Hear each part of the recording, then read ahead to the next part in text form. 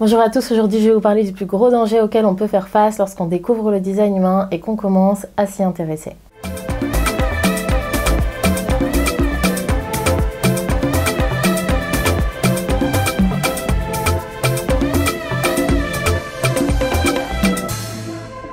Alors tout d'abord, le design humain, il faut savoir que c'est un outil qui est fait pour nous déconditionner.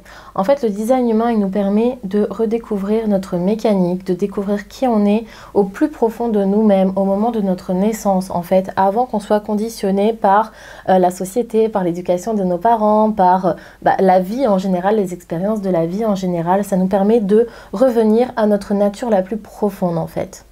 Et c'est ça le but du design humain, c'est qu'on vire un petit peu tous ces conditionnements, toutes ces choses qu'on nous a appris pour revenir à l'intelligence de notre corps, parce que notre corps, lui, il sait, il connaît les bonnes directions, il sait ce qui est bon ou non pour nous, il sait faire les bons choix, et c'est pas forcément évident de se reconnecter à ça. Et le design humain, c'est fait pour ça, pour redevenir qui on est avant qu'on nous dise qui on doit être. Le problème, c'est que très souvent, ça fait l'effet inverse. Enfin, très souvent, peut-être pas, mais ça peut vraiment faire l'effet inverse. Et le plus gros danger du design humain, c'est ça, d'après moi en tout cas, c'est qu'au lieu de nous aider à nous déconditionner, ça devienne un conditionnement supplémentaire. Qu'en fait, au lieu de nous reconnecter à notre corps, ça nous reconnecte à notre mental.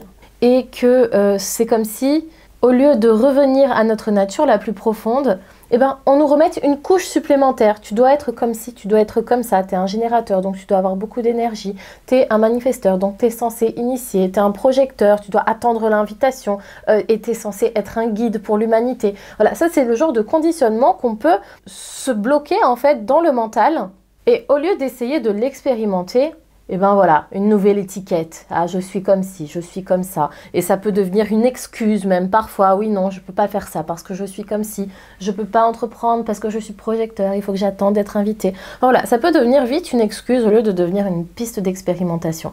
Moi, vous savez, je passe mon temps à remettre le design humain en question. Je ne crois pas au design humain. Je n'y crois pas. Je l'expérimente, je vois ce qui marche, je vois ce qui marche moins bien. Des fois, quand ça marche moins bien, ça ne veut pas dire que le design humain est faux. Ça veut juste dire que peut-être je l'ai expérimenté ou que je l'ai compris de la mauvaise manière. Mais en tout cas, c'est pas un dogme, une religion, quelque chose en quoi il faut croire. Pour moi, c'est vraiment un outil à expérimenter dans notre quotidien. Et si ça devient un conditionnement supplémentaire, un peu comme une religion, oui, il a dit ça, ça peut devenir plus dangereux qu'autre chose en fait.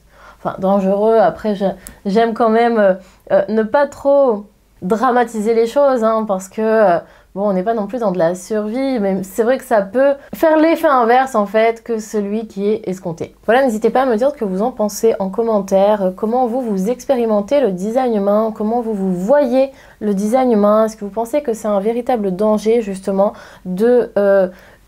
cet outil devienne un conditionnement supplémentaire au lieu de nous aider à nous déconditionner. N'hésitez pas à me poser toutes les questions que vous souhaitez également. Si vous voulez en savoir plus, je vous mets toutes les coordonnées en dessous de la vidéo, mon site internet marytyson.fr. Vous pouvez venir prendre une séance avec moi ou commander un manuel personnalisé. Je propose également des formations. Vous allez tout avoir sous la vidéo. Je vous dis à très bientôt.